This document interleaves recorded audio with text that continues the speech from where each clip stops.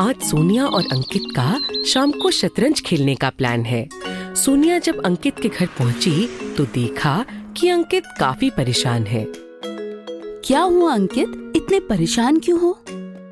सोनिया, मैंने अभी अखबार में पढ़ा था कि देश के 8 शहरों में प्रदूषण बहुत ही ज्यादा हो गया है। समाचार में लिखा है कि दिल्ली, गुरुग्राम, नोएडा की हवा इतनी खराब हो गई है कि वहाँ सांस लेने में भी तकलीफ होती है।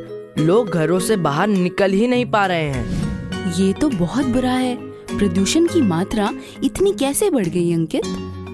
इसका कारण है हरियाणा, पंजाब, उत्तर प्रदेश और राजस्थान के किसानों का पराली जलाना। पराली क्या होता है? खेतों में गेहूं, सरसों और चावल आदि की कटाई के बाद जो भूसा बच जाता है उसे पराली कहते हैं।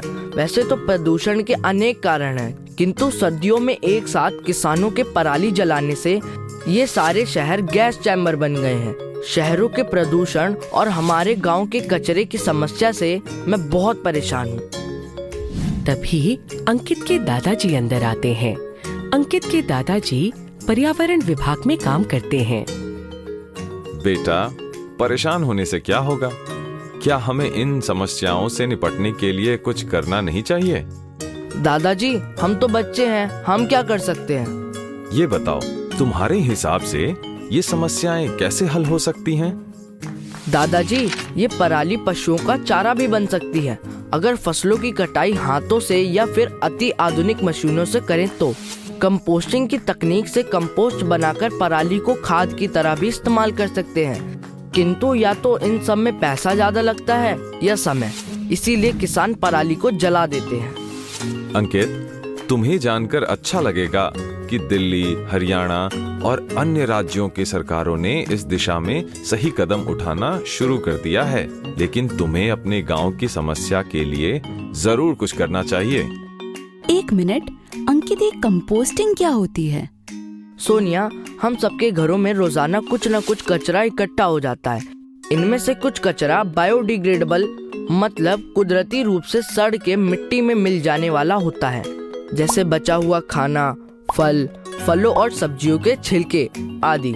इसका अर्थ है कि यदि हम इस कचरे को मिट्टी में दबा दें तो कुछ दिनों में मिट्टी में पाए जाने वाले सूक्ष्म जीवाणु इसे विघटित कर देते हैं, यानी कि गला देते हैं। इस तकनीक को कंपोस्टिंग कहते हैं और गले हुए कचरे को कंपोस्ट यानी खाद कहते हैं। अच्छा, और इस प्रक्रिया से किसानों का भी काफी फायदा होगा।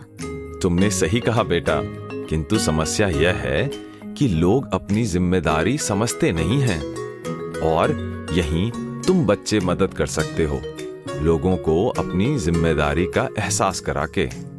अच्छा, क्या तुम बता सकते हो कि हम कंपोस्टिंग की गति कैसे बढ़ा सकते हैं?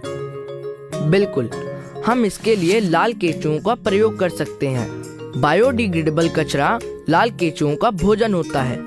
यदि हम कंपोस्टिंग के लिए बनाए गए गड्ढों में मिट्टी के साथ ऐसा कचरा डालें तो केंचुए बहुत ही जल्द इसको खाद में बदल देंगे। मिट्टी को हल्का गीला रखने और खुरपे से भुरभुरा करने से केंचुओं के लिए उसमें सांस लेना और रेंगना आसान हो जाता है। बहुत अच्छे। अंकित, हमें गांव की सामूहिक जमीन पर ऐसे कई गड्ढे बनाने चाहिए।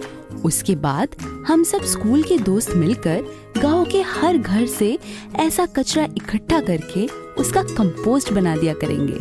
जब हम बच्चे ऐसा करेंगे तो कुछ समय बाद सब लोग ऐसा करने लगेंगे। शाबाश बेटा, लेकिन ये केवल आधा इलाज हुआ।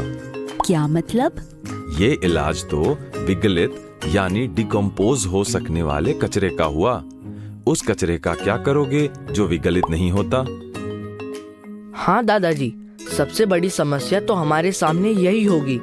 हमें घर घर जाकर सभी को पहले कचरे को अलग करके फेंकने के लिए प्रेरित करना होगा। बायोडिग्रेडेबल कचरा, जिसे हम गीला कचरा भी कहते हैं, उसे सूखे कचरे जैसे कि प्लास्टिक, एल्यूमिनियम फॉइल जिससे चमकीले दिखने वाले पैकेट बनते हैं, कांच की बोतलें आदि से अलग करके फेंकना चाहिए।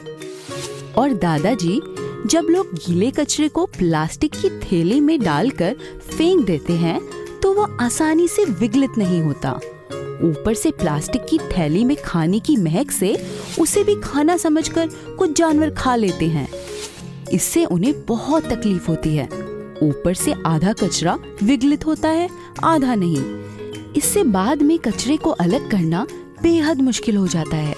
यदि शुरू में ही कचरे को अलग अलग रखा जाए तो कचरे का निपटारा करना आसान हो जाएगा।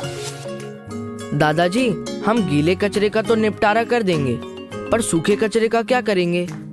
बेटा, समस्या तो कचरा अलग अलग करने की है। यदि सारे गांव के लोग कचरा अलग अलग करके सूखा कचरा एक स्थान पर इकट्ठा कर दें, तो उन्हें पुनःचक्रण यानी रिसाइकल करना काफी आसान हो जाएगा। सरकार के भी काफी सहयोगी कार्यक्रम पुनःचक्रण के लिए काम कर रहे हैं। अब तुम मुझे बताओ कि यह पुनःचक्रण यानी रिसाइकल क्या होता है? दादाजी, ये हम आपको कल बताते हैं। आज मुझे अंकित को फिर से शतरंज में हराना है।